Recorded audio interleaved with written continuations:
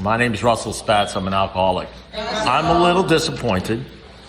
I don't mind telling you. I mean, it's not a big deal. I'm not depressed over it. I really did think, the older I haven't found necessarily, I'm in my 46th year of recovery, and I'm 77 years old. And I really did think, I've been trying for years, literally decades, to be excommunicated from Alcoholics Anonymous. And to be honest with this group, and I want to be honest with you, get rigorously honest, I have been using this group as a platform to finally get kicked out of Alcoholics Anonymous, to get a letter from General Services that says, you know, we've been listening to this deal you've been doing, okay? And I'm telling you, you've crossed the line. You're out of here. And there'll be some sort of thing going out. This is because I'm grandiose. There'll be some sort of thing going out to everybody in AA. Don't invite them to any more conventions, any more meetings, no more step series for that guy. Yeah. By the way, are there any newcomers here? Really? Don't pay any attention to anything I'm saying. Okay? Just relax. It's meaningless. Don't worry about it.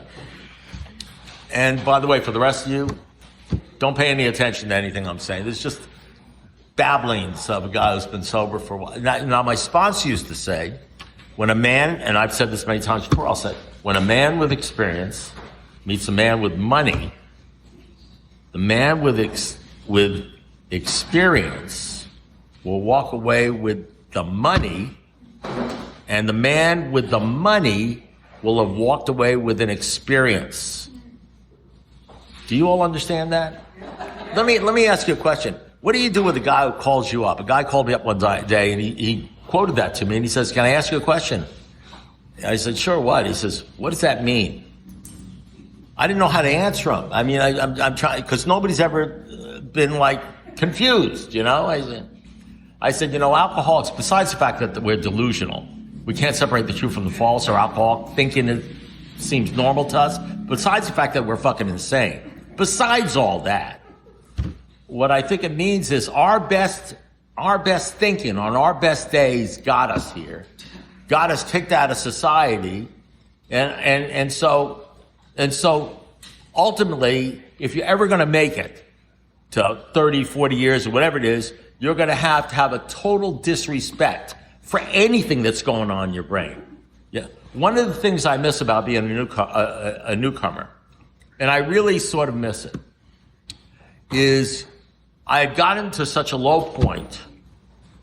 I think I hit bottom. You know, I think I want to say after 46, I think I've hit bottom. But one of the great things that happens when you really hit bottom and you don't want to drink is you're so scared of drinking.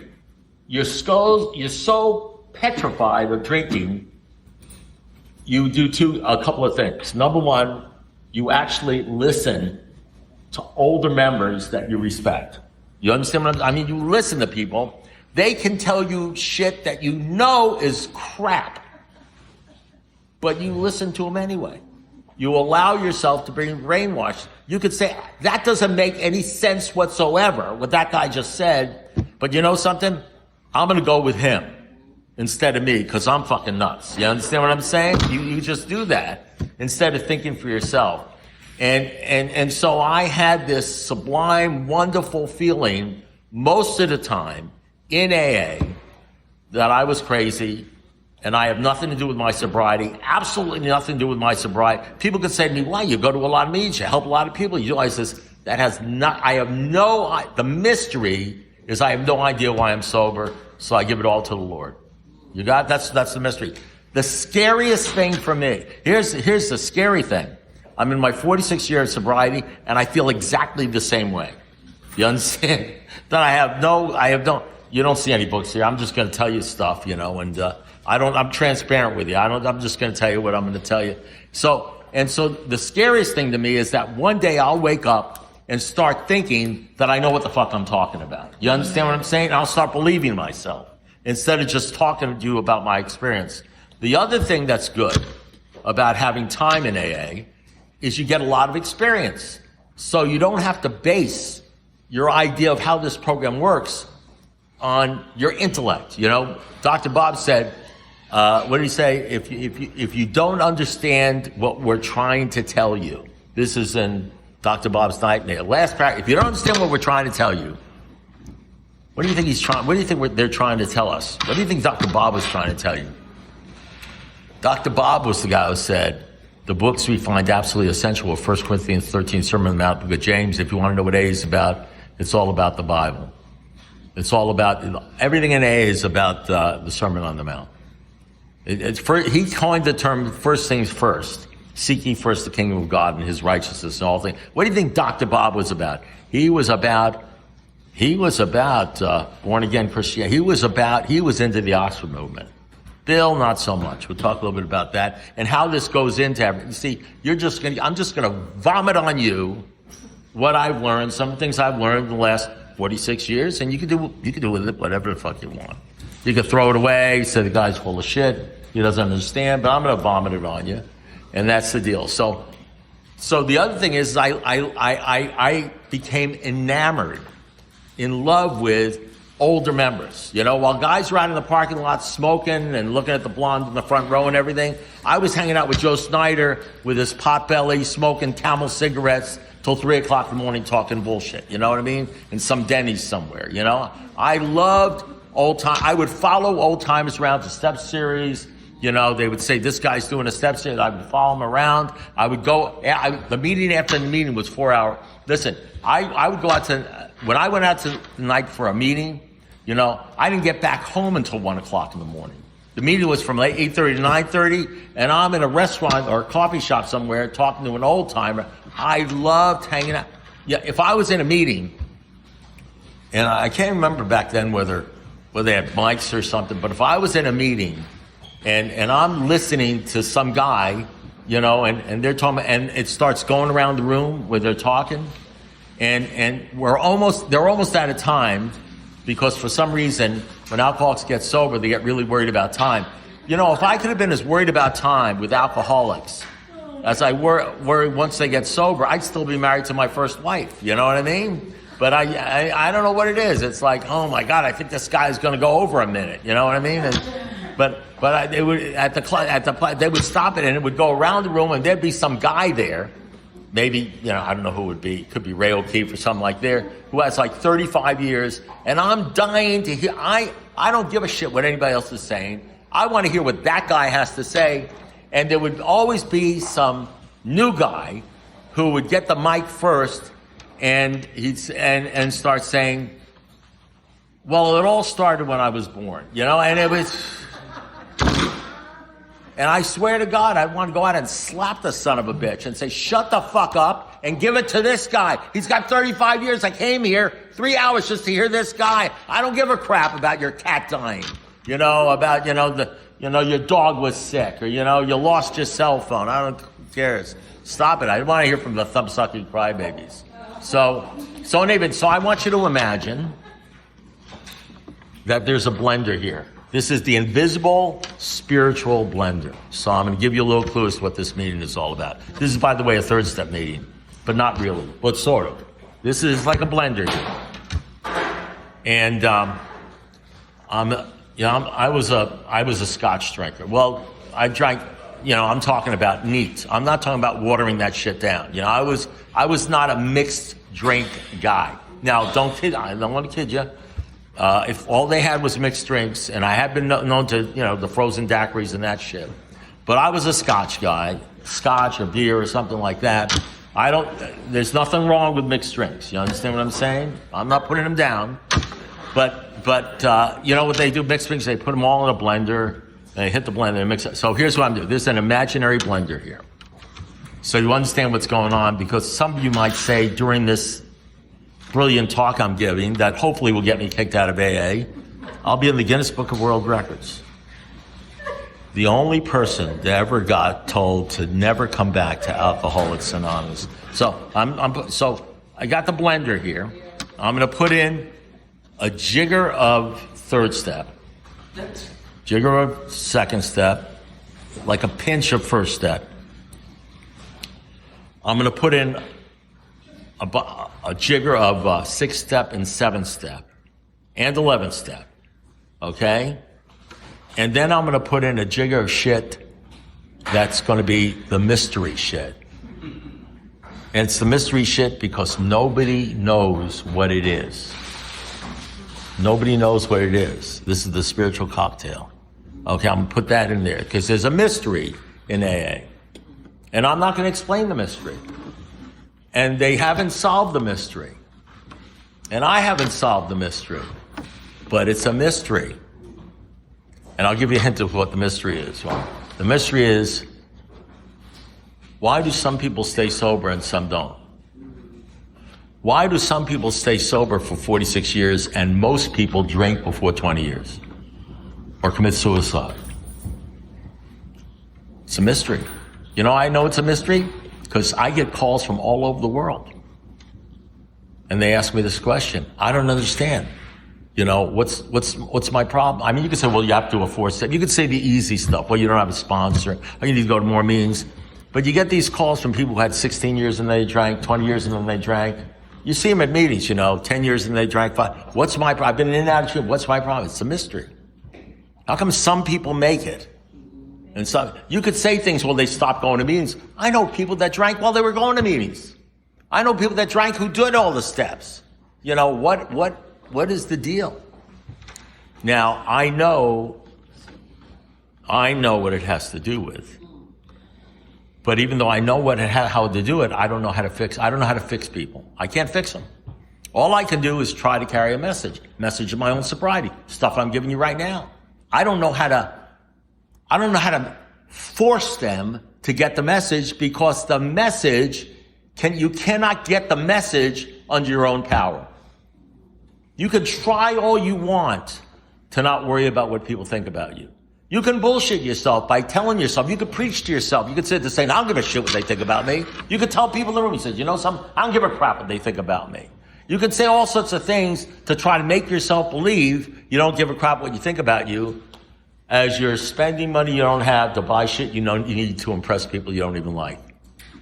As you talk in an AA meeting and you walk out, I say, why did I say that? I wonder what they're thinking. As you live a whole life in bondage to why? And that's not the drinking's but a symptom of my disease. The dis-ease is, what will they think about me? The disease is sitting there and you want to say something, but you're scared to say something. The disease is all about, I don't know why some people do it and some people don't. All I know is about my own deal. And in my own deal, after all the steps, after you do them for 10 years and 15 years and 20 years and sponsor 1 million people and do everything, because the truth is, AA is great at stopping you from drinking for a month, for 6 months, for 10 years, for 13 years. But everybody gets to the point, even Bill Wilson at 22 years, where it stops working. And you don't have to believe that, because where you're at, if you're here for 5 years or 6 years, you probably think everybody stays sober forever. But I can tell you that is so wrong. I can tell you based upon my experience, it doesn't happen. You don't see a lot of people with 40 years in AA meetings. You go to conventions, you see that countdown thing, After about 20 years, it's like you can shoot deer in the place. You're not going to hit anybody.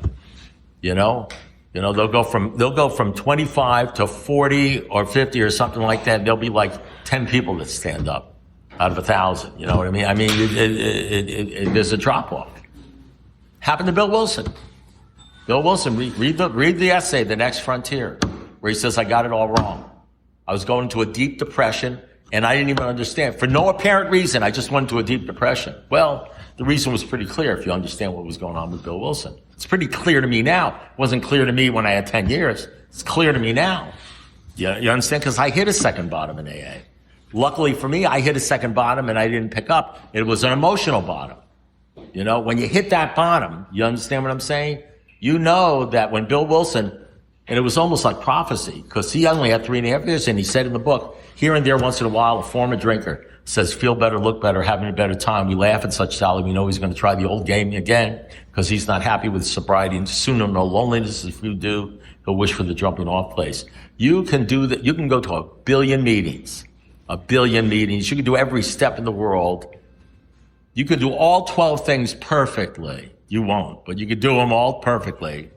And at the end of the day, if you don't get the one thing,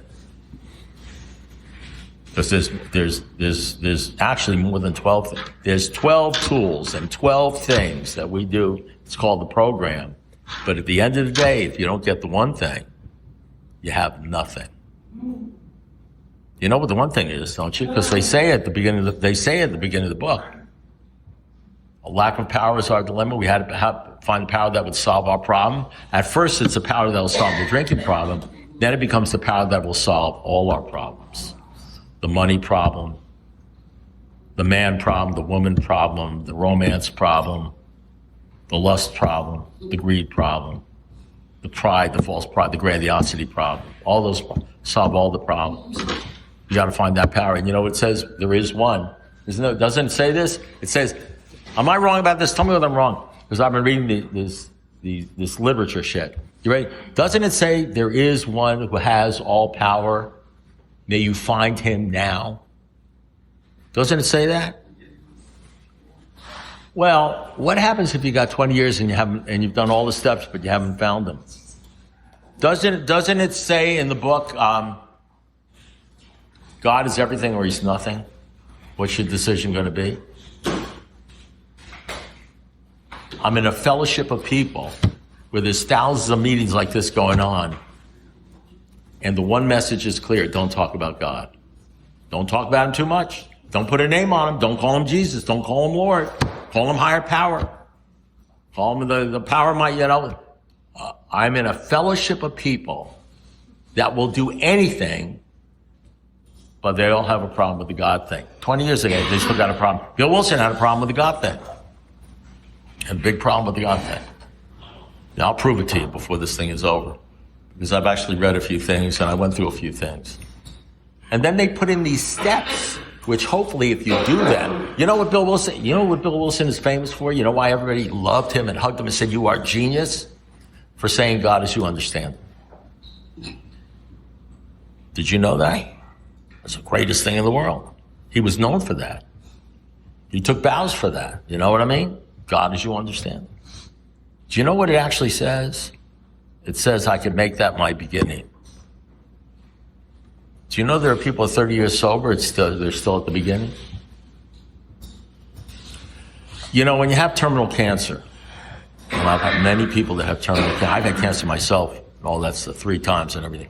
When the shit really starts getting real, when stuff gets real, when life gets real, when people start dying, I mean, I'm talking about real shit. I'm not saying my puppy's sick or whatever that crap is we worry about. When stuff gets real, and you're in that MRI machine, you guys ever do an MRI? Yeah, when you're in that MRI, because they're checking out whatever the heck they check out, and the thing starts swirling, and the West Dixie Club isn't there with you, when your room isn't there with you, and you're in that little costume they have, it's made of paper mache or whatever, and and you're in this machine. I don't know whether you guys have ever done. Now you understand, I'm a big guy. So when I go into an MRI, you know what I mean? It's literally like a coffin. You have more room in a coffin because my nose is 1 inch away from the top of the deal. Have you ever done this shit? I'm 1 inch away from the top, and you can't move your arms, and you got to stay still, and you start realizing that if there's a thermonuclear blast or something happens, and all the people on the outside die, you won't even know it, and you won't even be able to get out of there. And you know something? The Carl Gables group of Alcoholics Anonymous ain't gonna fucking help you. And you might actually start experiencing, you guys wouldn't understand this, but I'm just telling you, something called anxiety. There's a lot of things, there's a lot of worldly clamors here that you can think of that will actually cause you to feel anxious. Has anybody ever felt anxious sober? Has anybody done all the steps and done everything and sponsored people and go to a lot of meetings, and then you leave the meeting that you went to? It's a great meeting, you know what I mean? And then 3 hours later or 4 hours later, you're sitting at home, and for no apparent reason, you're like anxious. You ever at 11 o'clock at night, 12 o'clock at night, you're alone and everything, and you've gone to, a meeting every day, and you've been doing good, and you're feeling good, and all of a sudden, it comes upon you, you feel lonely. But you know what I mean by lonely. I'm not saying just a little lonely, I mean like lonely. I mean out there. You ever feel it? You know what that is? That's alcoholism. AA can know, what do they say about nothing will assure sobriety is working with other alcohol. That's true until it's not true. It's true until you read that line, there'll come a time in every alcoholic's life where he'll have no defense against the first drink. I was just talking to a guy on the phone who's got like 8 years sobriety. He has no defense against self-pity. Did you know you could drink self-pity? It comes in bottles. He has no defense against jealousy. He has no defense against worrying about money. He has no defense against worrying about people. He has no defense against loneliness. No defense against that stuff. But he's not drinking. So he can go to closed meetings, he can pick up medallions, he can go, do it. He can talk at meetings and everything. He could probably help some people. Probably will. But so he says, I got 8 years, I'm doing this for 8 years, what's wrong with me? What's wrong with him? But I know what's wrong with him. I know what's wrong with him because I know what's wrong with me. It's a great thing. No, knowing what's wrong with you, you see, one of the great things about alcohol is no woman, no car, no amount of money, no nothing ever worked just as good and just as fast as just a few drinks. Isn't it amazing how fast alcohol works? You walk into a bar and you're worried about the girls and the guys and whether they'll like you or, whether they'll laugh at you or something like that. You take a couple of shots of that. You don't really give a shit what anybody cares about you. You can walk out to the most gorgeous gal in the bar and say, hey, you want to dance or something? She says, dance with you? Forget it. I said, hey, you're lost, sweetie. You know what I mean? And you really actually feel like, she's screwed because she should have been with, you know what I mean? That's what alcohol does in 5 seconds. Don't you wish AA worked like that? Don't you wish AA worked like that? Wouldn't it be great? You know why? Because the thing that really works in here has to do, God's got to be the central factor of your life. Don't let a man say, they'll say, I need my wife back, I need my kids back, I need the money back, the job back, job and no job, wife and no wife. It's nonsense. All you need is God. Bill Wilson said, he said, there'll come a time in every alcoholic's life. There may come more than one time in every alcoholic's life. May come in 10 years, may come in 20 years, may come in 40 years, where he'll have no defense against worrying about himself or being scared or being lonely or anything like that. It may happen to you about 50, 60, 70,000 times before you reach, 70 years old. You know what I mean? There's going to come time, don't you wish you could, here's the problem. People say, I'm going to do this, I'm going to do it, I'm going to do this, I'm going to do it right, because they actually think, you ready for this? That they can actually do something to fix themselves. As soon as they start saying, well, I'm going to do the first, now I'm going to do it right. I'm going to get a sponsor. I'm going to do this. I'm going to do that. You really think that as an alcoholic that has failed miserably 20,000 times, saying that to yourself, I'm going to do this. I'm not going to drink. I'm not going to do that. As soon as an alcoholic says to me, I'm never going to drink again, I know he's going to drink. I know he's going to drink because he hasn't realized he's got no humility. He hasn't realized how powerless he is. He doesn't realize that he can't. This is not like going up to the bar and saying, give me a double scotch. There's a difference between demanding that you feel better and praying to God for 10 years to please help you. There's a difference between a demand, I'm in charge, I want to do this, and getting down on your knees and begging. And unfortunately, begging is what gets you there. Begging with you, bending a knee is what gets you there. And you know what they say about us? Our chief characteristic is defiance. That means, if I tell you, what I think is wrong, you say, go fuck yourself. That's the chief characteristic of alcoholics, and we all have. My sponsor, I remember he told me, one of the first things he told me, he says, you're grandiose. You know what the grandiose is? That's the guy in the bar who's saying, hey, I'm buying. And he doesn't have any money, and he's an overblown sense of your own importance, you know what I mean? And as you can see, I've never grown out of it. But in any event, that's the deal. But yeah, lack of humility, I was actually going to do my talk on humility tonight, but I never do it to a group this small. But in any event, that's the deal. So here's the deal. So Bill Wilson says, this is Bill Wilson. Bill Wilson, he saw the white light, his room lit up, the wind, the spiritual wind. So this is the God of the prophet. Bill Wilson in Alcoholics Anonymous number 3, which was, what's his name? Bill Dotson says, I knew there was something more, something I hadn't got, something that a man ought to have. There was a sort of release, there was something. Bill Wilson goes to his house. He's sitting with Bill Dotson and Henrietta, his wife. And he says, not Henrietta Seibel, Henrietta, Dotson. He says this. Bill Wilson says this. The Lord has been the Lord, you know who he's talking about, don't you? If you don't, I'm not going to draw you a picture. The Lord. That was before Appendix 2, okay? But that's a whole other thing. We'll get to that. That was before he made the right-hand turn. The Lord has been so wonderful to me, curing me of this terrible disease that I have to keep talking about him and telling other people. That's a direct quote from Bill Wilson when he was like 3 or 4 months sober. Okay? They call that, what do they call that again? The golden text of Alcoholics Anonymous. That's actually the golden text of Alcoholics Anonymous. Don't say it too loud at A meetings, they'll get pissed off at you. Don't say Lord, don't say stuff like that. But when Bill Wilson hit bottom, that's what he said. That's what came out of his mouth.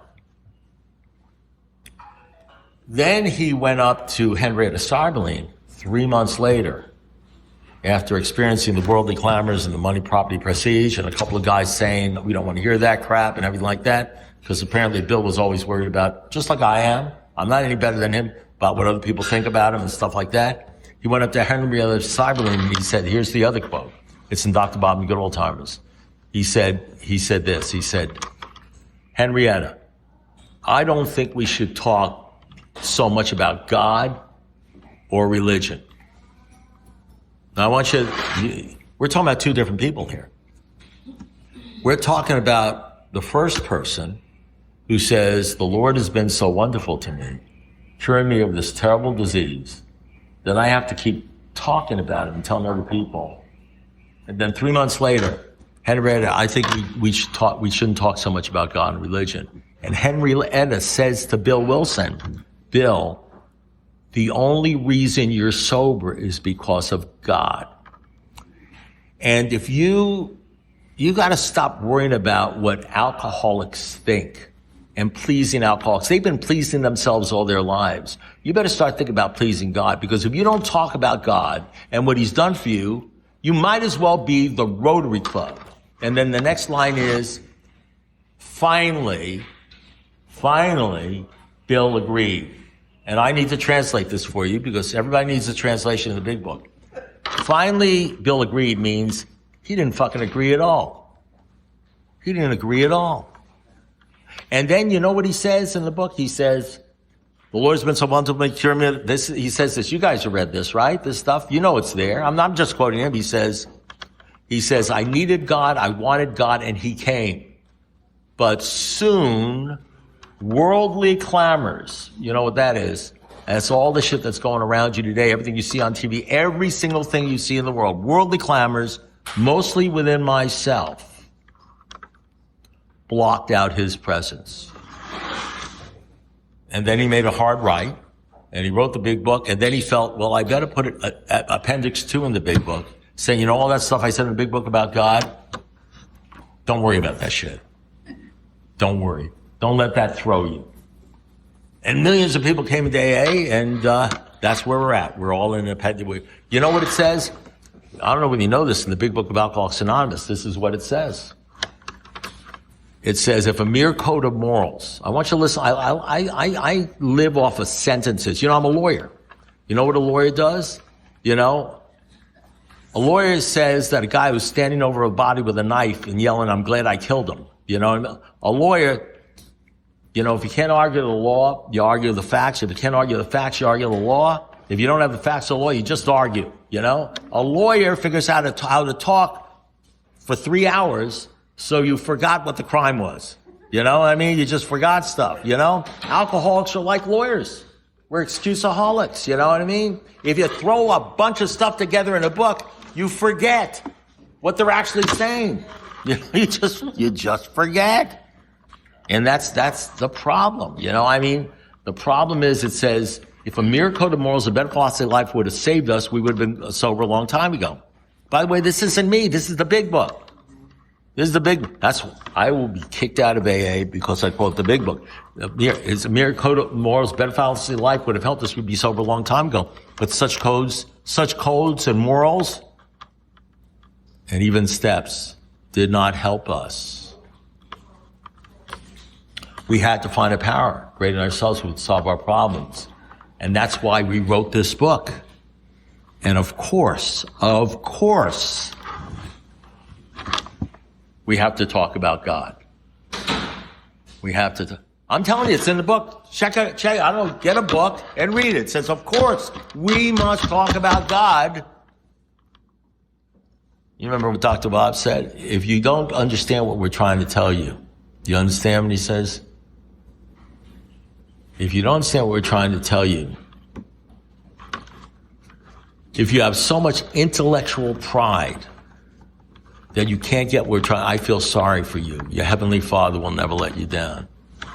Bill Wilson said, I think we talk too much about God. You think we talk too much about God and religion. We shouldn't do it. Henry Cyberlin, are you crazy? That's the only reason you're sober. And then it says, by the way, the last thing it says, when it says, of course we got to talk about God, he says, this is the problem that bothers agnostics. You guys know what an atheist is? An atheist is somebody who doesn't believe in God. You know what an agnostic is? Somebody who doesn't believe in God. It's just like a chicken shit atheist. I'm not putting agnostics down because I was an agnostic. For many years I was an agnostic. You know what I mean? It's like a rabbit's foot God. He's there. I mean, you know, you want to be an AA, so you got to say higher power. You got to say this and that thing, but don't get too crazy about it. I know they say the central fact, but you know, it's like the Bible. They say a lot of things in the Bible. Don't let it mess up what you want to do. Don't let it mess up your life so you can't do what you want to do. You know, that's the whole deal, right? You know, my sponsor, I needed him as a translator. You know, there's a line in the big book. It says this. It says, selfishness, self-centeredness. That's the root of our trouble. Driven. It's like we're on automatic pilot by 100 forms of fear, self-delusion, self-seeking. We step on toes of others and they retaliate seemingly without provocation. But we've learned we've made decisions based upon being selfish that puts us in a position to be hurt. So an alcoholic, self will run riot. So that's what it says in the big. So I asked my sponsor, you know, one of these guys I was following around that were older and had a pot belly and, you know, they weren't into money. I asked him, what does that mean? And he says, Russell, what that means, he translated it for me. He said, that means you don't give a shit about anybody except yourself. And I said, well, I like the way they say it in the big book better. You know, don't you? You know, that's why I like Alcoholics Anonymous. You know, they're kinder. They're not like in your face. You know what I mean? They don't say things to hurt your feelings. You know what I mean? You know, that kind of stuff. Just a bunch of codependent enablers. You understand what I'm saying? That's the bunch of codependent enablers in Alcoholics Anonymous. You know why? Because we basically all want to do whatever the hell we want to do. And you know, people start telling us about God. You know what they're saying? You can't fuck your neighbor's wife. You know what they're saying? They're saying you can't steal money. They're saying you've got to do this, and it's rules and regulations and all that sort of stuff. And the great thing is, if we can keep it vague and keep it loose and stay away from all the other crap, then hey, you just come in here and stop drinking, drink some coffee, sponsor a few people, and do whatever the hell you want to do, whenever you want to do it, and nobody can tell you shit. You know why Alcoholics Anonymous broke away from the Oxford movement? Because in the Oxford movement, they used the Bible, as you know, as they did in AA for the first 4 years. And the bottom line is, in the Oxford group, somebody would do what we do. They'd say, I want to leave my wife. They'd say something going on in their lives. Then it would go on around the room, and they had something called correction. And the rest of the group would correct them with biblical references. That's what he would do. They would correct them. Like what your sponsor does. If you call him up and he's a good sponsor, is saying, who did this and do that, and then he beats the shit out of you. You know what I mean? He says, you're the one who has a problem. You better look at, you know what I mean? What the Oxford group did that in public, in front of people, which is what my sponsor did to me all the time, in public, in front of people, that's what and you know what? The alcoholics couldn't handle it. So they formed their own organization. And they made sure that one of the rules in the organization is that there would never be any crosstalk. No talk about God, because read Appendix 2, and no confrontation in front of other people, because you might kill somebody or chase them out of the room if you told them the truth, while talking about a system that demands rigorous honesty. And so no wonder so many people are confused. So the 7 steps says, I'm going to backtrack. So the 7 steps says, humility is the basis of all the steps. Did you know that? Humility, whatever that is. I'm not pretending to know what it is. I think I know some things about it after a few years. And it says, unless you have some humility, you'll never stop drinking. So what does some humility look like? Let's say for an alcoholic. Well, some humility would be, you go to an AA meeting. You actually walk in. I did that. I walked into an AA meeting by myself. That takes I didn't know it was humility. All I knew is that something in my mind said, instead of saying, screw you, I'm not an alcoholic, said go. And I went there. They picked up a white chip. There were 200 people in the room. I didn't know anybody there. I'm a lawyer. I'm a division chief of the state's attorney's office. I'm trying murder cases. I'm the guy, They pick up a white chip. Anybody here need this? I stand up and walk through 200 people to basically declare I need help. I didn't know that was humility. I would have never done that. I asked somebody, how do you get one of these sponsors? He says, you have to ask somebody. I said, they don't assign somebody to you? You mean I have to go up and actually ask somebody? You ever try to pick up a phone to call somebody? You just can't do it. I had to go. I went up to a guy and I asked him, and he says, I want you to do 3 things. I want you to get on your knees every morning and ask God's help to stay sober, read the 24-hour book. He didn't ask me whether I believed in God. He said, just do it. You know what I mean? And then he said, I want you to join a group, a home group. And there's stories behind all these stories, how I joined the home group. And he said, if you ever drink, he says, call me before you want to drink. Don't call me after, because I'll hang up the phone. You know what I mean? It takes humility to follow these guys around. You know what I mean? How long does that last?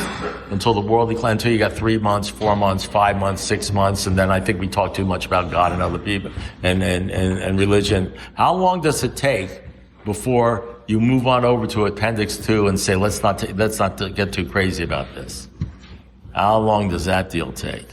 And so the 6th step says, the thing that separates out the men from the boys, the guys that get maybe long time, some sort of contented, if you ever get contented sobriety, and the ones that drink again and again, the thing that separates them out is the men, this is according to the 6th step, are those who are trying their best to get rid of any obstacle they have so they can grow in the image and likeness of their Creator. So some guy says, I believe in God. I said, well, that's great. Really? He says, yeah, I do. He says, well, do you believe God? And he says, I don't know what are you talking about? I said, well, you say you believe in God. You believe in the concept of God. The concept, I got a car out there. I believe in my car, but I don't have a relationship with my car. I don't have a relationship with my car. You believe in God. You're saying, I believe in God. I believe there's something out there. I'm asking you, do you believe God? He said, I don't know what you're talking about. I said, the reason you don't know what I'm talking about is because you have no conception of who God is. It's whoever he is on a Wednesday at 2:00 in the afternoon for you. He's the God of your convenience. He's the God that lets you get away with all sorts of shit. He's the God that, you can do whatever you want to do, There's a great line out of the Bible. A light has come into the world, but men ran from the light into the darkness because their deeds are evil. We all want to do the bullshit. We all want to do the stuff and then make excuses. We don't want to be shamed. We don't want to have any of that stuff. We don't want anybody shamed. We don't want anybody taking our inventory. Take your own inventory. Don't take my inventory. Who the hell? You don't know me. Don't know you. I know you better than you know yourself. I've been through this crap. I know what's going on in your brain. I know what's happening. We're a group where the whole thing is supposed to be based on making God the central factor of your life. You get this new stuff going on, or else the result is nil. You let go absolutely. What does it say? It says, but we won't know you. You don't have to know us. Your real reliance is going to be on God. He will show you how to create the fellowship you crave. What's the fellowship you crave? It's going to be a godly fellowship or not. It's going to be a fellowship where they talk about God and you hear crazy shit like what I'm talking about. It's going to be a fellowship where they make sure that nobody talks about God. If somebody talks about God, you go up to them and you pound them. You say, you're talking too much about God. You're killing newcomers. You get the pretty good idea that you're not supposed to be talking about the stuff I'm talking about right now. That's why you don't hear it in any meetings. That's why you don't hear it. Well, you hear it in the meetings I go to. I can tell you this. We got a lot of meetings where we talk about this. As a matter of fact, they don't even talk about drinking. They don't talk about anything. The meetings I go to, the only thing they talk about is God. It's like a Bible study. People say, well, can I go to where do I go to a Bible study? You don't have to go to Bible study. Just go to the meetings I go to. They'll be quoting it and all sorts of stuff, And so here's the deal. So now we get the third step. Here's the problem. Here's what I see, because I'll tell you the problem with the third step deal, the good news and the bad news. The third step is they tell you if you're going to do it, this is how I did the third step. This is how I did it, okay? I don't even know why I did it. That's the mystery. That's the mystery. I don't know why I did it. I don't know. I don't know. I could say I did it because I didn't want to drink. I could say I did it because my sponsor told me. I could say I did it because I read it in the big book. But everybody does that. But all I know is I did it. I don't know what my motivation is. I'm an alcoholic. I'm 3 months sober. My brain is oatmeal. You know what I mean? Most alcoholics, they have mixed emotions. They think they're being virtuous, but they're really being selfish. They do things that look good, but it's for selfish reasons. You don't know why you do shit. All I know is I went into the bathroom and I locked the door in case somebody should wander in off the street and see me. You know what I mean? Because I don't want anybody to see me because I'm ashamed. I locked the door and I get down on my knees and I said the third step prayer. Because that's how you do the third step. There's another way of doing it that I do it later on with another human being, which is kind of queasy, you know what I mean? You don't want to do it with anybody else. You don't want anybody to see you because you're like ashamed. Because you want to be strong. You want to be a man, So, there's no... So I on my knees, I said the third step and then I got up. And then you know what the big book says? Now remember, God has to become the central factor of your life. The central factor of your life. As a matter of fact, when you wake up in the morning, upon awakening, you ask God to direct your thinking. You know how it says God gave us brains to use? You ever see that? God didn't give you brains to use. Don't you get it? You wake up in the morning, you ask God to direct your thinking. God gave us brains for Him to use. He doesn't want you using your brain. You had your fucking chance. What is it? Wait a second. You don't remember, really? You don't remember when your bright ideas, what do they call the grouch in the brainstorm? You don't remember the brainstorms you had and the grouches you had and being arrested and going through the... You don't remember your best thinking on your best day? He didn't give us brains to you. The last thing you want to ever do is use your brain. Listen, read the whole thing. Read the sentence. Upon awakening, we ask God, please direct my thinking because I'm nuts. I'm second step nuts and insane. And it says, because God gave us brains to use, divorce it from any of the shit we're thinking about. You know what I mean? And that kind of stuff. Nobody's reading. I don't know how they're reading the... Now look, it takes time. I mean, I'm not saying like, look, I came out of the womb in AA and I'm giving this speech, this thing, you know what I mean? This is after a lot of years and a lot of being, you know what I say, repeated humiliations, final crushing of us being crushed. You see what's going on here, what the deal is. So it says, now here's the great part. Then the third step says we get down on our knees, we give our lives to God, we say the third step prayer. I don't know how many people do it or don't do it, doesn't matter to me. And then he gets up and he says, this is what the line is. We have now completed the third step. That's when you realize it's worthless. It's not worthless. Well, maybe that'll get me kicked out of AA. Saying the third step is worthless. It's not that it's worthless. It's thus, if you think getting out of your knees, you've now given everything you need to give to God, and that's it, you've done that, and now you can find out the inner workings of your mind, everything. It don't work that way, because I get calls all the time, and I've sponsored hundreds and hundreds of men. And I've worked with men and women and everything like that, and I cannot tell you the incredible difference between somebody who is sober and has a serious conviction with God, and God's a central factor in life, and somebody who's still at the beginning. I mean, it's so clear. It's not clear if you don't know what the deal is, and that's the mystery. That's the mystery jigger. You understand? That's the thing. You know, when you get a call, I got a call from somebody today. He says, "What is my problem? I don't understand. Why can't I? I was sober for 16 years, then I drank. I was sober 22 years, then I drank. I was sober. What is the problem?" And I know what the problem is. The problem is you're not focused on God. God is the central factor of your life. You know how to do a 4-step. You can teach the 4-step. You can do step series. You can sponsor people. You can do all that stuff. God is not the central factor in your life. Your wife is the central factor in your life. Your kids are the central factor in your life. Money is the central factor in your life. Your car is the central factor in your life. The worldly clamors, everything is the central factor in your life. God's not the central factor in your life. It's just something you talk about at AA meetings, something you talk about, but it's not the central factor in your life. As a matter of fact, you can't talk like I talk at meetings because you're scared. You're more worried about some guy in the front row of an AA meeting who's not even paying your visa bill thinks about you than you are concerned about God. You're Bill Wilson. You're Bill Wilson. You're the guy who's right. You're just sitting there right in the middle of Appendix 2. You know what I mean? Yeah, don't talk about the God thing. Some guy starts talking about the God thing. You're rolling your eyes. You're saying this is about Alcoholics Anonymous. Why doesn't he talk about drinking? Why is he, you're stopping here, but man, I'll tell you, you're the guy who walks out. I start talking, you walk out of the door. You don't want to hear this shit.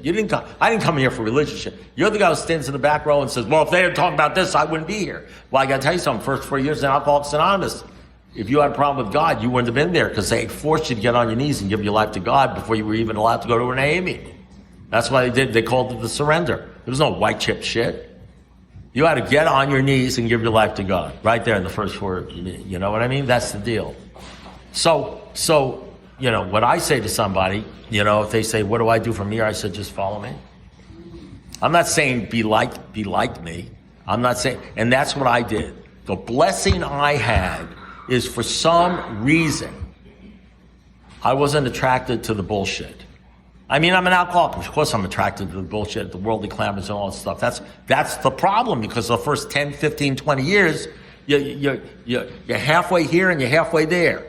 You're halfway with God and you're halfway with the look of the blonde in the front row. You're halfway here and you're halfway with the money, You're always battling, is it God? Is it money? It's like, it's a problem. Half your brain wants God, half your brain wants, it's like the Apostle Paul. I do the things I don't want to do and I don't think, what's wrong with me?